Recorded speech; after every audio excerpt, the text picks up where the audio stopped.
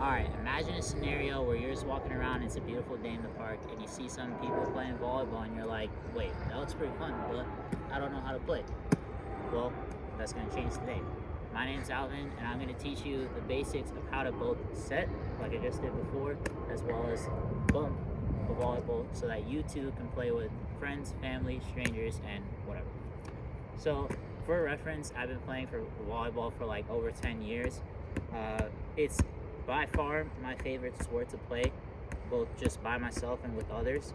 And I feel like that would make me qualified to teach you the basics. So first, you're gonna need a volleyball, obviously.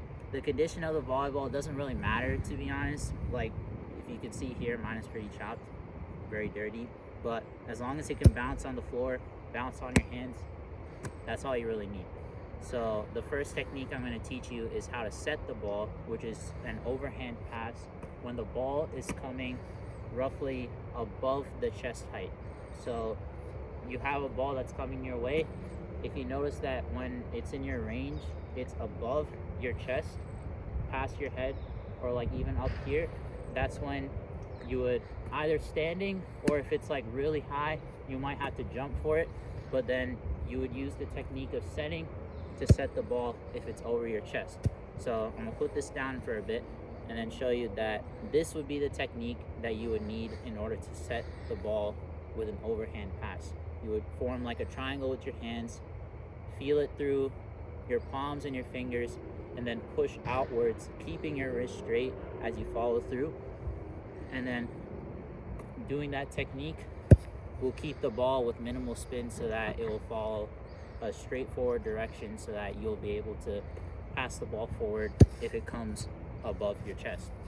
The other technique that I want to teach you is the bump set. This is the complete opposite, where say the ball is coming from you from a distance, you would wait for the ball to be below your chest, around your waist level ideally, and then go like this.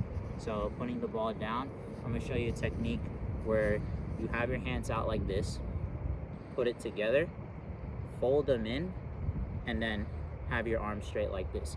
Now, I've seen people who use this technique and then they would be like this, but then they'd cross their thumbs like this.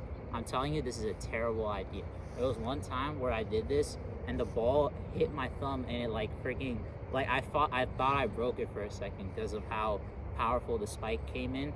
And like, this is overall not only just for injuries too, but like because the surface is uneven, in case the ball lands in this specific area when you're holding out a receive, the ball will just like bounce uncontrollably and it wouldn't necessarily go straight as consistent as if you held your fingers straight like this, like your thumbs. Because if it bounces here, it's an even surface and it will go straight forward. And if it's not, it'll kind of just like ricochet off to the left or the right depending on where exactly it hits. You want to have the least amount of variables possible when you're receiving the ball, so having it straight would be more ideal. Now, besides the fact that the ball could potentially hit around your thumb area, in an ideal situation, you want the ball to, like, I don't know if you can see, but like you want the ball to like bounce off your hand around this spot in your arm. So like you would come here, the ball would bounce ideally off of both. There are times where like even if you like move to the left or the right, it may only hit one arm, and even though that's not ideal, as long as it hits around this area, it'll more than likely go forward at the very least. So you would grab the ball, and if you were to just practice this at home, outside, wherever, you would just bounce that.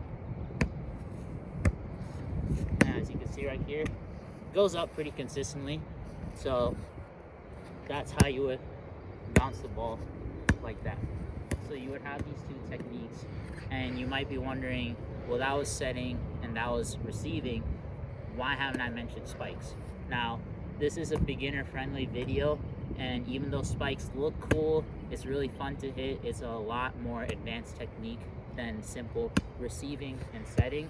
If you find a true passion for the sport, or you just want to level up, you can totally learn how to set at a later date, but I want to make sure that you have the fundamentals of setting and receiving so that you're not just sitting, standing around, like not like receiving to the proper ability when you're just playing around with random people. You know what I mean?